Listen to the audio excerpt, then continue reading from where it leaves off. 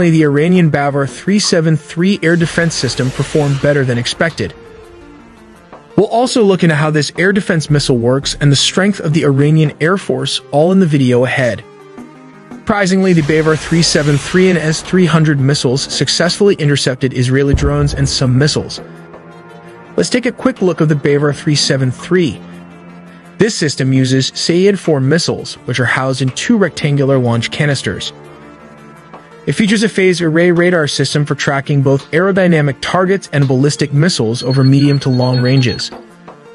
One of the radars used in the Bavar-373 is the Mirai-4, a phased array radar with a range of 450 kilometers, which Iran claims this system can simultaneously track up to 200 targets. Where are the Iranian fighter jets, and how do they compare against Israel in this attack? Let's break this down into several parts. To fight against the F-16 and F-35 jets, the Iranian have the tip of the spear. It consists of American-made aircraft, around 64 numbers of F-4 Phantoms that Iran purchased during the Shah's regime.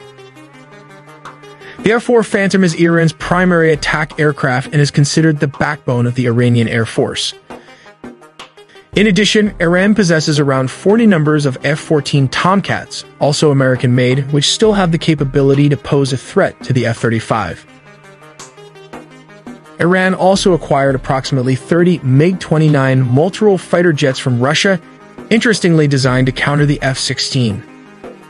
The second part of the air defense is the $800 million S-300 air defense system, which is capable of intercepting targets at a range of 120 kilometers that translates to about 75 miles.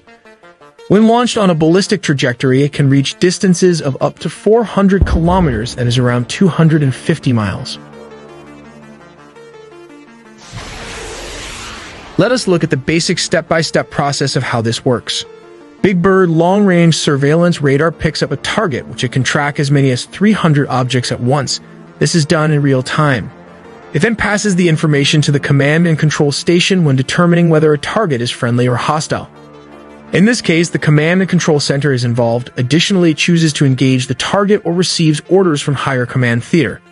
To do so, the command and control center orders the launchers to fire up the appropriate missile after permission to engage has been granted. The type of missiles are launched depending on the range and type of targets. The system works by launching two missiles on the same object. If one missed the backup missile, the send one will do the job. These are then guided to the target using the engagement radar. As stated, these are done in real-time environment while they constantly interact with each other to determine the trajectory of the missiles based on the real-time location of the target. In case there are low-flying objects, the mobile missile system is the last defense equipment, which it could track cruise missile and other enemy UAV. The command posts order the launch of the mid-range missiles and destroy the target.